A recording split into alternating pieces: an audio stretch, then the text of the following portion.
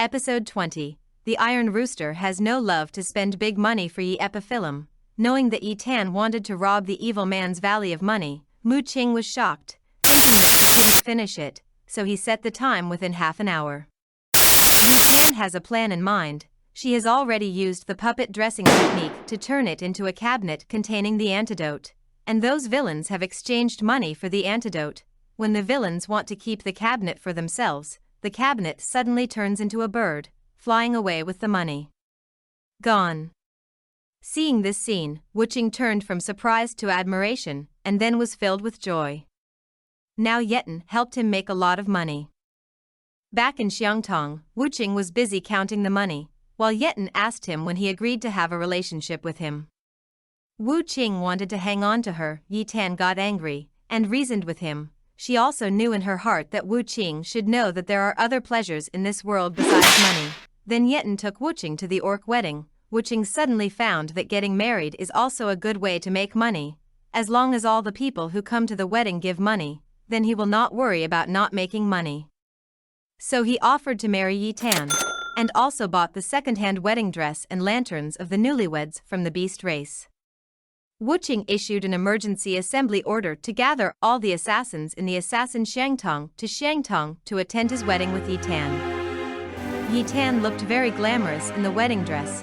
The big guy thought that he would get a raise in wages, and was very flattered, but he didn't have the heart to say that he needed to buy things when he got married, and asked these subordinates to give him some money. Tan saw that his eyes were full of money, and he even used himself to earn this money. He felt unhappy, and turned out a knife in his hand to chase and beat Wu Qing. Afterwards, Tan said angry words, saying that she would no longer be busy with matters of spiritual consciousness, and it was gradually obvious that she was speaking angry words. Sure enough, Yetan went back to find Wu Qing and invited him to eat hot pot. Ding Yun was in the beast realm, and Zhu Duanshan found out that Xiaodian Yuqin and Tan were also in the beast realm. So he immediately reported the matter to Ding Yun. Ding Yun led Xin Yuanjun to surround Wu Qing and Yetan nearby. Yetan used money as bait to ask Wu Qing to repeat his own words, hoping to deceive Xin Yuanjun and make him afraid to do anything.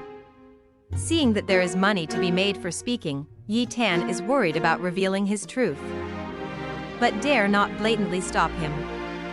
Fortunately, Ding Yun was overly cautious, fearing fraud, and left with Xin Yuanjun. Xin Yuanjun don't know about the divine consciousness yet, but they will definitely know in a few days. Tan is very worried because of this, and temporarily leaves Wu Qing. Wu Qing thought she would come back later, but Yetan hadn't returned for a long time. Wu Qing was worried, and she didn't see Yetan after waiting in Xiangteng for a whole day. It was the first time he missed Tan, and everyone on the street thought it was Tan, and he was a little stunned. Tan returned to the human world and asked Qing Heng to help protect him, lest Xin Yuanjun harm Xiaodian Yuqin's spiritual consciousness. Tan returned to the beast world, feeling joyless, took her to catch the night market, saw that Tan liked the bone flute, but didn't buy it because of the high price. Wu Qing took out the purse, and waved her big hand to tell her which one she liked. Which bone flute would you like? Tonight, Wu Qing spent more than 700 taels for Tan. But when he thought of Tan smiling, Wu Qing felt that everything was worth it.